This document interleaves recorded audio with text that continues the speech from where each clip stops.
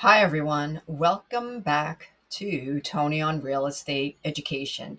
Today's topic math, everyone's favorite. I'm kidding.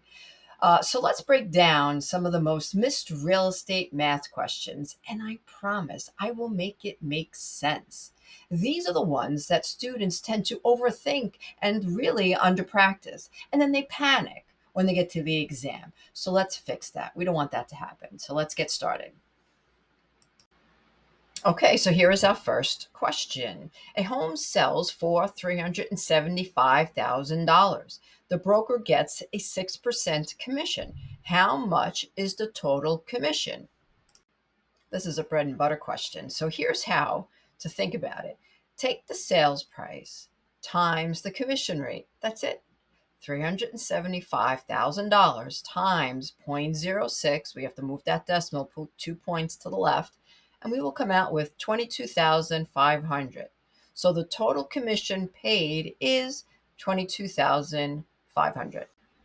Okay, up next, proration math. So here's the question. Taxes for the year are $3,600 paid in advance by the seller. The closing is on July 1st. What does the buyer owe the seller in prorated taxes?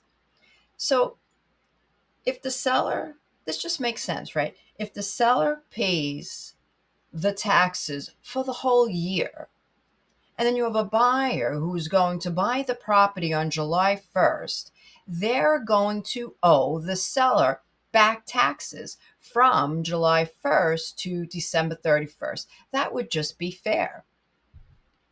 So what do? We take $3,600, which is the taxes for the whole year, and we divide it by 12 because we want to know what the taxes are monthly. So that comes out to $300 a month. Okay, so July 1st to December 31st is 6 months. So we take six, we multiply it by 300, right? That's what the taxes are a month. And we will come out to $1,800. So that's what the buyer would owe the seller in back taxes. That would be prorations, dividing money up at the closing between the seller and the buyer. Okay, let's see. How about area and price per square foot? So here's the question. A lot is 150 feet by 100 feet. What's the area in square feet?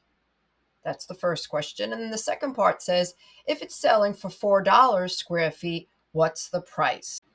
All right, so how do we tackle this? So it says a lot is 150 by 100 feet. What is the area in square feet? So what do? We multiply. So if you're looking at me, it's 150 by 100, right? You multiply the sides to get the square footage. So that would be 15,000 square feet.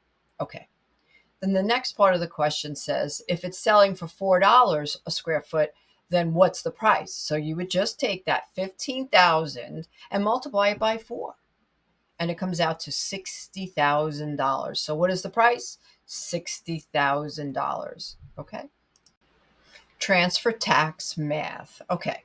We have to remember with transfer tax, it's a tax on the deed being transferred from the seller to the buyer. And that's something that the seller would normally pay for. So here's the question. A home sells for $412,000.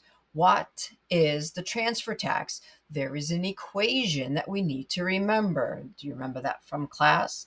It's sales price divided by 500, and then you multiply that number by 2, which is exactly what I did here.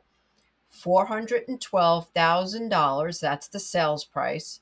And then we have to come to the table knowing what the equation is, right? Sales price divided by 500 and then multiply by 2. So again, 412,000 divided by 500, that will give us $824. And then we take the 824 and we multiply it by 2, and that will give us $1,648. That's the transfer tax on a house that sold for $412,000.